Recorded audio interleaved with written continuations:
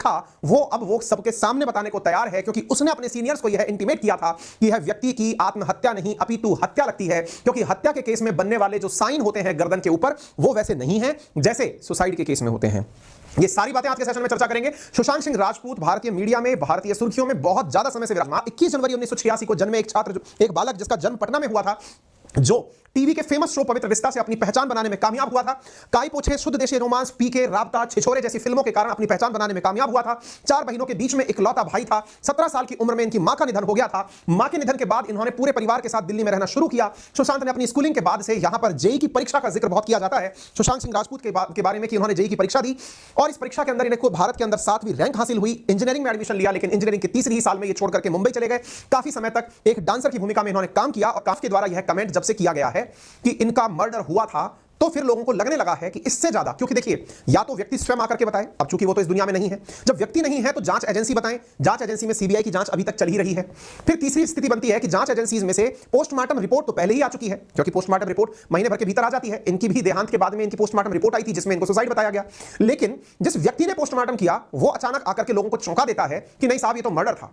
घटना जून 2020 की है, आप 2022 में हैं, लगभग 2.5 साल निकल चुका है और जैसे ही ये चीज वापस आती है लोगों के बीच में यह केस वापस से जीवंत हो उठता है। इसलिए हमने भी सोचा कि आपको वो केस भी पूरा शॉर्ट के अंदर है। मैंने इस बारे में अपने सीनियर से बात करना चाही थी, पर उन्होंने मुझे इस बारे में कुछ भी कहने से इनकार कर दिया और कहा कि हम इस बारे में बाद में चर्चा करेंगे। यह कहना है उस व्यक्ति का जो हाल ही में सबको चौंका दिया है, यह कहते हुए कि साहब यह मर्डर था।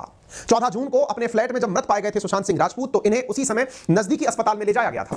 यह दावा इसलिए भी चौंकाता है क्योंकि जहां पोस्टमार्टम रिपोर्ट में फंदे से लटकने के दौरान दम घुटने से उनकी मौत हो जाने को प्रमुख वजह बताया गया हो, लेकिन उसी पोस्टमार्टम की वीडियो रिकॉर्डिंग की इजाजत ना दी गई हो, तो यह शक और ज्यादा गहरा जाता है। असल में जब सुशांत सिंह राजपूत का पोस्टमार्टम हो रहा था, पहली 2-3 सवाल आज भी बने हुए हैं जिनको लेकर के लोग लगातार प्रश्न पूछते हैं।